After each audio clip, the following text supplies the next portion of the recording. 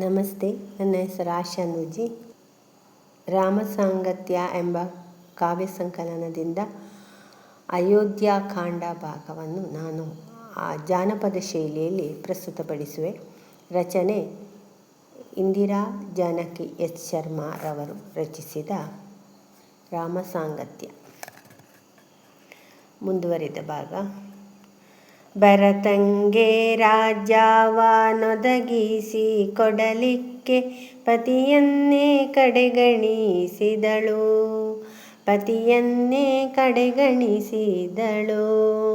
ಕೈಕೇಯಿ ಪುತ್ರಂಗೆ ಅನ್ಯಾಯ ಮಾರ್ಗದಿ ನಡೆಯುವಂತೆಯೇ ಪ್ರೇರೇಪಿಸುವಳು.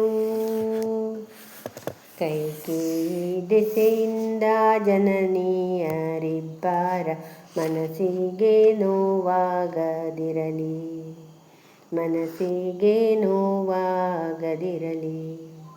ತಾಯಿಯ ರಕ್ಷಣೆಗಾಗಿ ಲಕ್ಷ್ಮಣ ಹೋಗು ನೀ ರಾಜ್ಯಕ್ಕೆ ಮರಳಿ. ಅಣ್ಣನ ಮಾತಿಗೆ ಸಮ್ಮತಿಸದೆ ತಮ್ಮ ಬಲವಂತ ಮಾಡಬೇಡೆಂದ.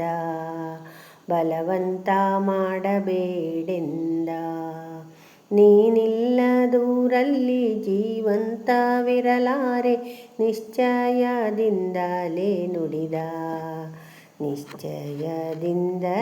ನುಡಿದ.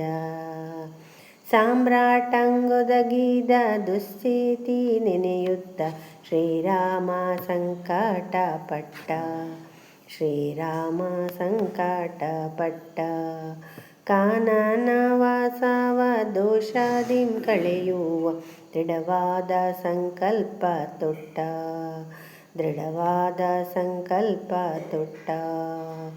ಜಟೆಯನ್ನು ಕಟ್ಟಲಿಕ್ಕನುಕೂಲವಾಗಲು ಆಲದ ಹಾಲನ್ನು ತರಿಸಿ. ಸೋದರರಿಬ್ಬರು ಕೇಶಕ್ಕೆ ಸವರುತ್ತ ಸಿದ್ಧರಾದರು ವಲ್ಕ ಧರಿಸಿ.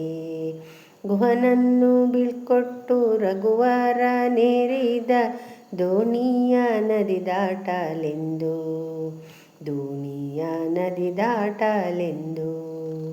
ಸೌಮಿತ್ರಿ ವೈದೇಹಿ ಜೊತೆಗೇರಿ ಹೊರಟರು ವಿಧಿಸಿದ್ದ ವನವಾಸಕ್ಕೆಂದು.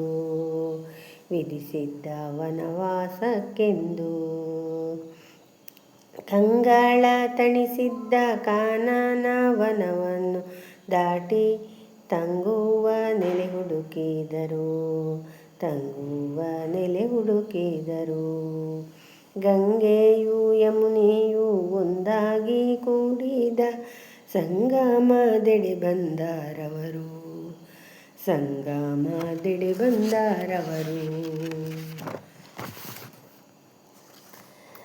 ಮುನಿಭರದ್ವಾಜರ ಆಶ್ರಮವಿದ್ದಿತು ಹರಿಯುವ ನದಿ ತೀರದಲ್ಲಿ. ರಾಮನು ತನ್ನಯ ಪರಿಚಯ ಹೇಳುತ್ತ ಎರಗಿದ ಋಷಿಪಾದಗಳಲ್ಲಿ.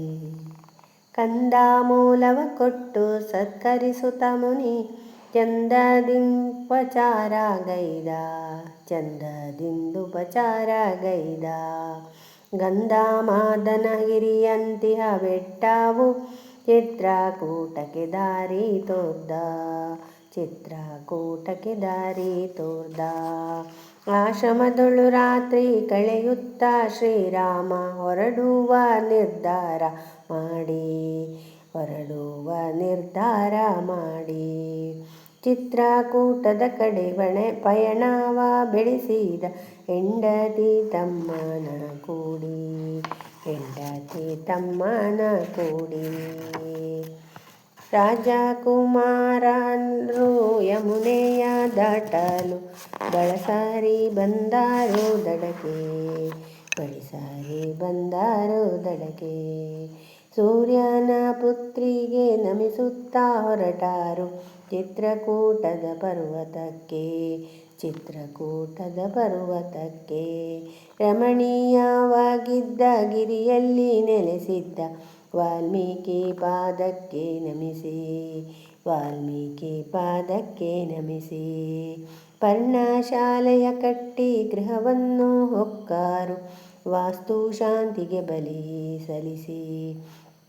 ವಾಸ್ತು ಶಾಂತಿಗೆ ಬಲಿ ಸಲ್ಲಿಸಿ. ಚಿತ್ರಕೂಟದಿ ರಾಮ ನೆಲೆಸಿಂಹನೆಂಬುದ ಗುಹನನುಚರರಿಂದ ತಿಳಿದು. ಗುಹನನುಚರರಿಂದ ತಿಳಿದು.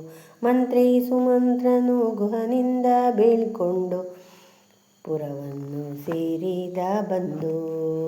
ಪುರವನ್ನು ಸೇರಿದ ಬಂದು. ಧನ್ಯವಾದಗಳು.